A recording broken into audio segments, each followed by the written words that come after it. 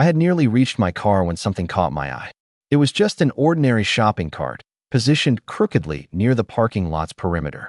Its wheels were slightly angled, as if it had been abandoned in a hurry. There was nothing out of the ordinary, until I noticed a flicker of movement inside. A puppy, a small German shepherd who was likely 3 or perhaps 4 months old, was curled into a ball in the cart's corner, as though trying to go unnoticed. His coat was matted and grimy, his ears seemed too large for his head, and his legs were drawn up tightly beneath him. But the detail that struck me most profoundly was what he held in his mouth. A toy, a stuffed blue elephant with one ear missing. He made no sound, remained perfectly still, and simply watched me with large, brown eyes, as if he were still anticipating someone's return. As if he believed, or at least hoped, that someone was coming back for him. I scanned the area. People ambled past, loading their cars with groceries, laughing, and chatting on their phones. Not one of them gave him a second glance. No one paused. It was almost as though he were invisible. I approached with deliberate, slow steps, my heart already hammering in my chest. "Hey, buddy," I murmured. He tensed, his grip on the toy tightening, yet he didn't recoil. The nearer I came, the more I understood he wasn't merely resting there. He was standing guard over that toy, shielding it as if it were the only thing he had left in the world. I knelt down beside the cart. For a moment, we just stared at one another. I made no move to touch him, just sat there, allowing him to see that I posed no danger. Minutes slipped by. I lost count of how many. Then I did something unplanned. I sat down on the warm asphalt of the parking lot, right next to the shopping cart. We waited together. The sun beat down on the back of my neck, but I didn't stir. He kept his gaze locked on me, hardly blinking, as if he were still trying to determine if I was safe. I didn't pressure him. I simply stayed nearby. Cars arrived and departed. Shoppers walked by. No one paid us any mind. Or perhaps they saw us and chose to ignore it. At one point, a woman with 2 children glanced in our direction. The little girl pulled on her mother's hand and pointed. "Look, Mommy, a puppy." But her mother barely looked over. "Don't touch it," she instructed, guiding her daughter away. The puppy showed no reaction. He just curled more tightly around his toy. I examined the cart for any sign of a note, a collar, anything at all. There was nothing. Only the puppy, the toy, and some old crumbs scattered in the bottom of the metal basket. I rummaged in my bag and took out the half-eaten turkey and cheese sandwich from my lunch. I broke off a small piece and set it on the pavement close to the cart. He remained still, merely sniffing the air and watching. It wasn't until I moved back a bit and averted my gaze that I heard the faintest shuffle. When I looked back, the food had vanished. The toy was still held firmly in his mouth. Time felt distorted after that. I hadn't intended to sit there for hours, but that's what happened. I couldn't bring myself to leave, not while he was still waiting. I held on to the hope that someone would appear, that I'd hear approaching footsteps and a familiar voice calling out. But the parking lot grew quieter, the shadows stretched longer, and still, nobody came. When the streetlights flickered to life, I looked at him and whispered, "I don't think they're coming back." His ears twitched. His hold on the toy relaxed for a fraction of a second, and that was all the encouragement I needed. I extended my hand again, more slowly this time, and let my fingertips graze the edge of the cart. He didn't pull back or growl. He just looked at me. And in that gaze, I swear I saw an emotion that shattered me. It was hope, but not the joyful kind. It was the aching kind you hold on to when you already suspect the truth. I rose to my feet slowly, being careful not to frighten him, and opened my car's back door. I retrieved the old fleece blanket I kept there, mainly for rescue situations, but sometimes for myself. I brought it over, folded it carefully, and placed it inside the cart to form a makeshift bed. Then I stepped away again. He observed me the entire time. I didn't utter a word. After a minute, he shifted ever so slightly. Then, once more, he set the blue elephant down next to him. His paws made contact with the blanket. He sniffed it once, then looked back at me. I kept my hands low with my palms open, my heart beating so loudly I could hardly hear anything else. He stepped onto the blanket, not all at once, but one paw and then the other. He paused, then sat down right there on that old fleece, curling up next to the elephant as if it were the most familiar thing in his world. I knew this was my opening. I moved with deliberate slowness, wrapping the blanket around him like a cocoon. He didn't resist. He didn't let out a whimper. He simply allowed it. When I lifted him out of the cart, I anticipated he would struggle or panic, but instead, he burrowed his head into the crook of my neck. His small body was trembling, not from the cold, but from pure exhaustion. I settled him in the back seat, the toy still grasped in his mouth. I got into the driver's seat and paused for a moment, my hands on the steering wheel, not starting the engine, just breathing and trying to process what had just transpired. I glanced in the rearview mirror. He was looking back at me. No bark, no cry, just that silent stare. It felt as if he were asking if this was real, if I was truly taking him home, if this wasn't just another stop on a long journey of being left behind. I turned the key. "You're not going back there," I said softly. "Not ever." The drive to my house was silent. He made no sound and didn't move, just remained curled up in the back seat, his eyes fixed on the passing world outside the window. Every red light seemed to stretch on for an eternity. I kept looking back, half convinced he might disappear, as if this whole experience were a fragile dream from which I could awaken. When we pulled into my driveway, I switched off the engine and sat for a second. My heart was still racing, but it was no longer from fear. It was something weightier, a feeling I hadn't experienced in a long time. It felt as though I was on the verge of changing someone's life.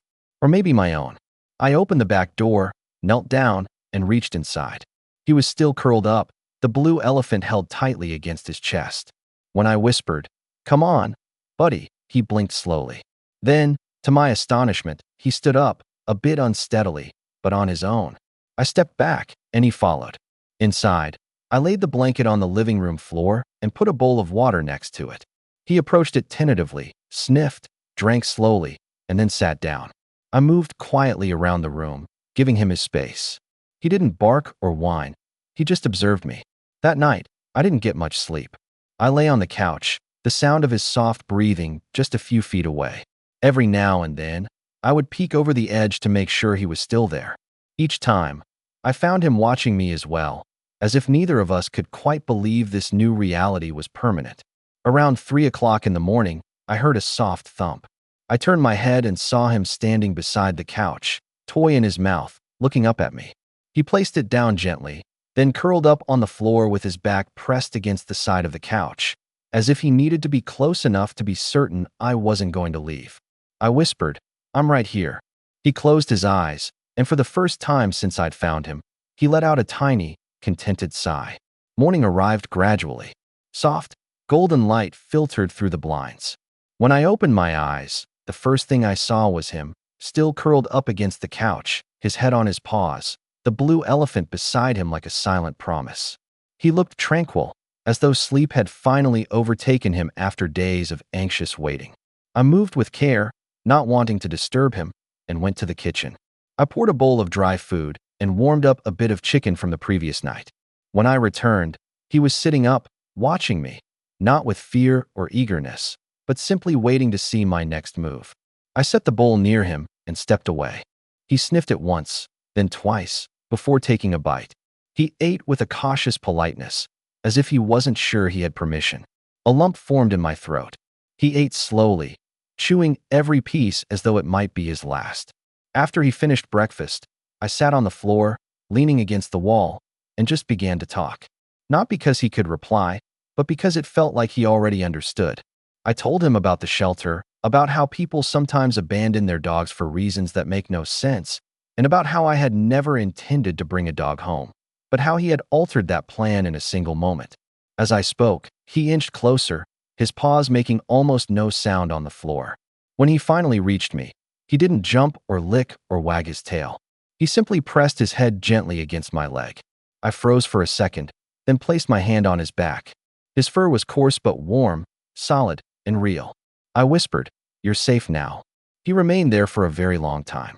There was no barking, no chasing his tail, no frantic energy, just that quiet proximity. It was as if, for the first time in his young life, he felt he belonged. Over the next few days, we fell into a pattern that felt like a rhythm. He would follow me from one room to another, always just a few paces behind. If I stopped, he would stop. If I sat down, he would lie beside me. He never sought attention or made any demands. He was simply present, quietly watching and waiting. The toy was never far from his side. I began to call him Cart. I knew it wasn't particularly clever or cute, but the name stuck.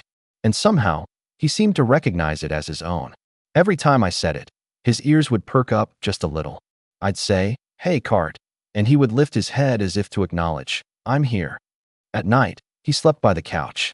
During the day, he would curl up near my desk as I worked on the shelter's volunteer records. Occasionally, I would catch him staring at the front door, just sitting with his eyes fixed, as though he still half expected someone to walk through it and call his real name.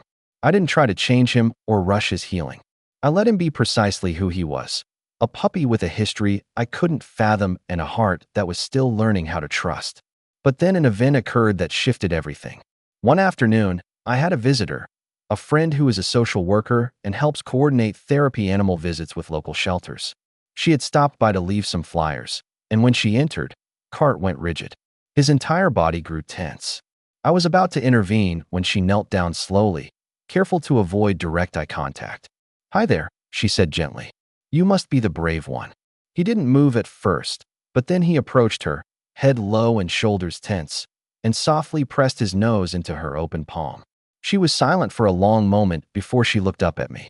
"He's special," she remarked. "Truly special." I nodded. I was already aware of that. That evening, I couldn't stop replaying her words. Special. The word echoed in my mind long after she had departed. I looked over at Cart, curled up with his elephant as always, and considered that perhaps he was destined for something more than just survival. Perhaps he was meant to help others heal. The following morning, I called her and inquired about what it would take to have him evaluated for therapy work. She provided me with a list of trainers and programs, and I read every single word. I wasn't sure if Cart was capable of it. He was still so reserved, so uncertain about the world. Yet, deep down I sensed it. He possessed a unique gift, the way he gravitated toward pain, the way he could stay near without needing to be the center of attention. Some dogs bark, some jump, some demand affection. Cart offered peace. We started out slowly with basic obedience, walking on a leash and sitting on command. The trainer visited once a week, and Cart connected with her immediately. There was no barking or fear, just a calm presence. She was astonished. "He doesn't act like a rescue," she said. "He acts like he's been waiting for this." Weeks went by, and Cart earned his certification. I completed the paperwork to register him with the local outreach program. And just like that, we had our first visit scheduled, a children's grief support group downtown. These were kids who had lost parents, siblings, or their homes. Some of them barely spoke. I admit, I was nervous. I was unsure how he would handle it, whether he would feel overwhelmed. But as we entered that room, something inside him changed. His ears moved forward, his head lifted, and without any hesitation, he walked directly to the smallest girl in the circle. She was about 7, clutching a stuffed fox in one hand, her eyes concealed by a curtain of hair. Cart sat beside her, perfectly still, and slowly, so very slowly, she reached out and touched his head. He leaned into her touch just a little. She didn't say a word, but she smiled. After that initial visit, everything was different. Cart was no longer just a puppy I had saved. He was evolving into something more, a quiet force, a steady presence in places that held more sorrow than most people could bear. We started making weekly visits to hospitals, schools, and crisis shelters, and each time, the outcome was the same. He would enter with a slow, respectful pace, never rushing, never being loud. He would simply find the person who needed him the most. One boy, around 10 years old, had not spoken a word since losing his parents in a car accident. Cart walked up, sat beside him, and placed his toy, his elephant, at the boy's feet. No one had ever seen him cry, but on that day, he did. Silent tears streamed down his face as he held the toy, as if it were the most precious thing in the world. And Cart remained by his side the entire time.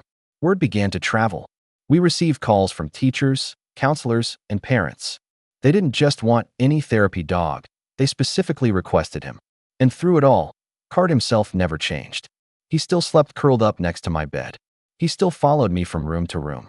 He still occasionally looked at the door, as if a part of him never stopped wondering if someone from his past might come back. But I understood things better by then. Some stories don't require a neat ending. Some wounds don't need to be explained to be healed. He had discovered his purpose, and in doing so, I had found mine. There was one visit that I will never be able to forget. It was at a shelter for teenagers who had aged out of the foster care system. Most of them had endured more than I could possibly comprehend: abuse, neglect, abandonment. The kind of pain that hardens a person and makes them cease to believe in second chances. Cart entered just as he always did, calm and focused. But that day felt different. The air in the room was heavier, and the eyes were full of defiance, as if they were daring him to even try. One teenager, perhaps 16 years old, sat in the back with his hood pulled up and his arms crossed tightly.